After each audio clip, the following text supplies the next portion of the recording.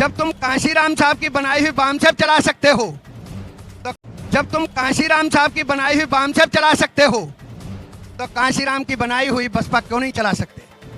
जो यहाँ पर लोगों ने कही थी कि आज भी इस देश में अगर कोई नेता है तो बहन कुमारी मायावती हैं, जिनके कहने पर उनका वोटर वोट ट्रांसफर कर देता है।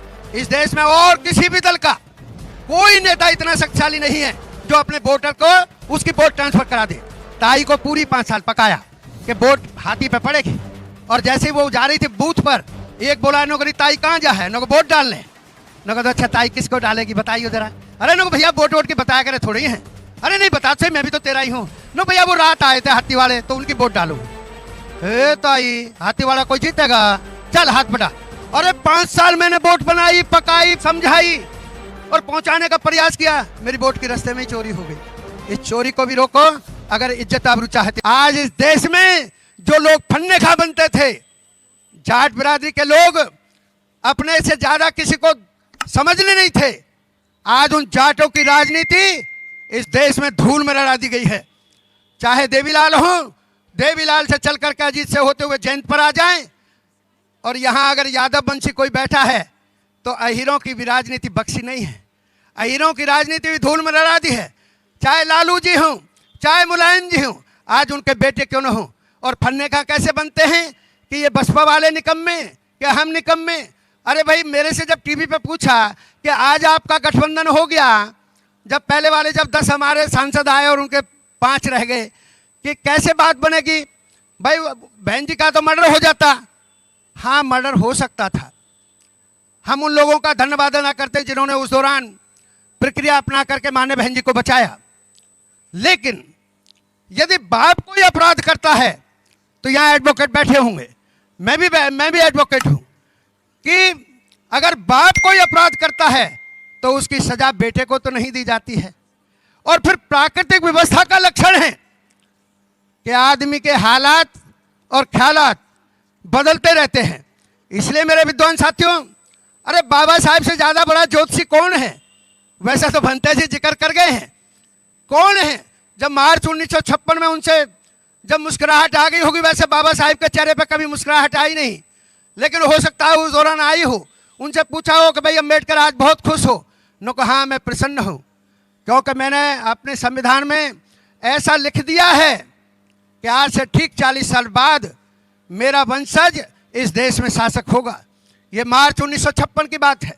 तो जब बाबा साहब ने ये बात कही और 1995 में मान्य बहन जी यूपी की चीफ मिनिस्टर बन गई, देश के सबसे बड़े प्रदेश उत्तर प्रदेश पर मुख्यमंत्री बन गई, तो 1956 से लेकर के 1995 तक की साल गिन लो, ठीक 40 साल बनती हैं। इसलिए मेरे विद्वान साथियों, आप लोगों को ये सारी चीजें जाननी होंगी। और यहाँ हम लोग अपने अपने निजी बात कर रहे हैं, कांशीराम साहब के समर्थक हैं, तो उस बात को क्यों नहीं मानते कि जिस समाज की जितनी तैयारी उतनी उसकी शासन प्रशासन में हिस्सेदारी। तो जब शासन प्रशासन में हिस्सेदारी चाहते हैं, हमने देख रखा है, मेरी जून 85 में मुलाकात हुई, उसके बाद आज तक खूब मिले हैं, खूब देखे हैं।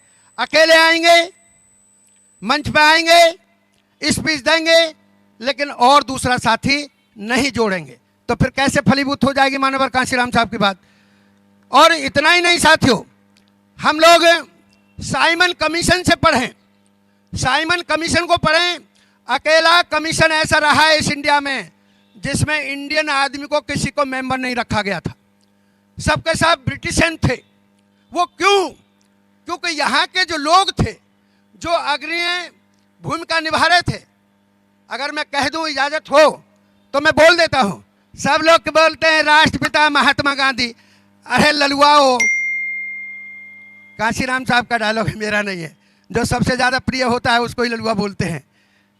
ललुआओ, देश की आजादी की लड़ाई कब शुरू हुई? मई 1857 में, मई 1857 में। और गांधी जी कब पैदा हुए? 2 अक्टूबर 1869 में, मतलब ठीक 12.5 साल बाद। अगर 9 महीने का अंतर होता तो मैं ये भी मान लेता कि हो सकता है ये भी कोई वीरमन्यु हो जो माँ की कोख में सीख ली हो। तो 12.5 साल का ये अंतर हो गया। और जिस दौरान गांधी जी पैदा हुए, चाहे कितने उच्च घराने में पैदा हुए हों, 6-7 साल के बच्चे को सूसू करने का भी सलीका नहीं होता था। तो 6-7 साल ये बचपन के कर दो। फिर उसके बाद बैरिस्टर एटला किया, जो 22-23 साल की अवधि में पूरा होता है। तो वो तो पढ़ाई के वक्त ये अफ्रीका गए, अफ्रीका में अफ्रीकन ने जो एक थप्पड़ मारा और ट्रेन से नीचे फेंक दिए, तब अकल आई कि यहाँ तो भाई वर्ग भेद नीति है, वर्ण भेद नीति है। अरे तो मामा तेरे यहाँ पर भी तो ये जाति भेद नीति है, वो भी तो वर्ण भेद नीति है। तो यही तो चीज़ें हमें समझ करके कहीं समझाना होगा। कैडर ऐसे नहीं होता है।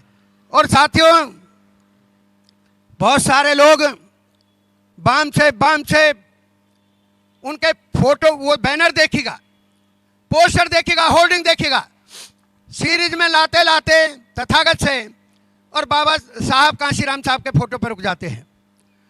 तब हम कहते हैं कि भाई एक बात तो बताओ, जब आप लोग ये कौन सी बाम सेब चला रहे हो? अरे मास्टर जी वही तो चला रहे हैं जो कांशीराम साहब ने बनाई थी। अच्छा भैया, जब तुम कांशीराम साहब की बनाई हुई बाम सेब चला सकते हो, तो कांशीराम की बनाई हुई बसपा क्यों नहीं चला सकते? जो यहां पर लोगों ने कही थी कि आज भी इस देश में अगर कोई नेता है तो बहन कुमारी मायावती हैं, जिनके कहने पर उनका वोटर वोट ट्रांसफर कर देता है। इस देश में और किसी भी दल का कोई नेता इतना शक्तिशाली नहीं है जो अपने वोटर को उसकी वोट ट्रांसफर करा दे। तो फिर यारो ऐसे ऐसे लोग आपके पास हैं। यहां मंच पर बैठी थी एक अभी बहन जी बैठी थी, मैं तो उनके चेहरे में मान्य बहन जी का चेहरा देख रहा था, बिल्कुल डिट्टो स्टाइल है। तो साथियों, एक दल बड़ी मुश्किल से बनता है। और देखिएगा, मैं एक बात कह देता हूं, ये जो संगठन है इनका मकसद तो ठीक होता है बनाने का, लेकिन जब मकसद ठीक होता है तो जब संस्था काम करती है तो दूसरी संस्था उसको सम्मानित करना चाहती है। जैसे आज हम लोग सम्मानित किए गए हैं, बालक राम जी और उनकी टीम धन्यवाद के पात्र, जो इस तरह का बढ़िया कार्यक्रम किया और यहाँ से संदेश और बढ़िया चला जाए तो और अच्छी बात है। तो संगठन जब एक बढ़िया काम करता है तो दूसरा संगठन उसका सम्मान करता है। जैसे ही सम्मान की चिट्ठी जाती है तो उस संगठन का जो अध्यक्ष है वो अपनी पूरी टीम के साथ सम्मानित होने आता है। अब अध्यक्ष तो मंच पर चला जाता है, चूंकि उसको शाल उड़ानी है, माला पहनानी है, बाद बाकी टीम नीचे होती है।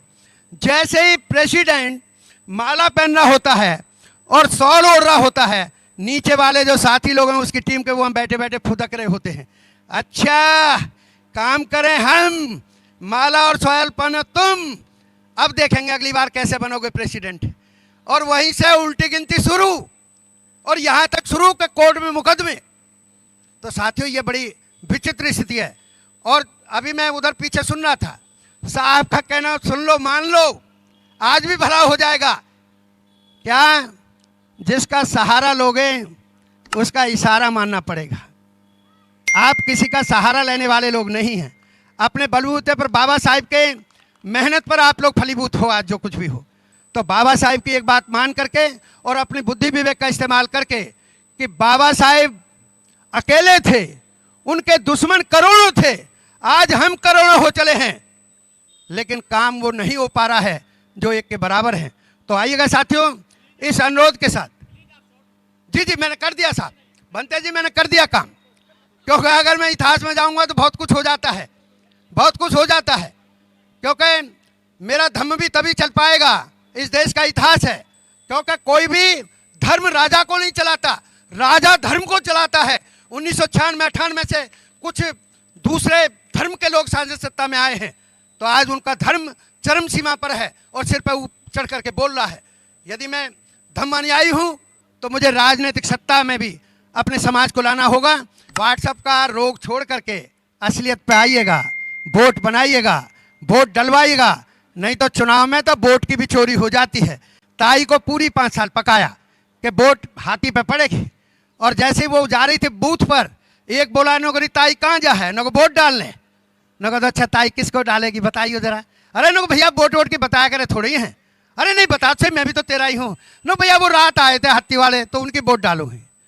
हे ताई, हाथी वाला कोई जीतेगा, चल हाथ पर डाल। अरे 5 साल मैंने वोट बनाई, पकाई, समझाई, और पहुंचाने का प्रयास किया, मेरी वोट की रास्ते में ही चोरी हो गई। इस चोरी को भी रोको अगर इज्जत आबरू चाहते हो तो। बहुत बहुत धन्यवाद। जय भीम, जय भारत, नमो।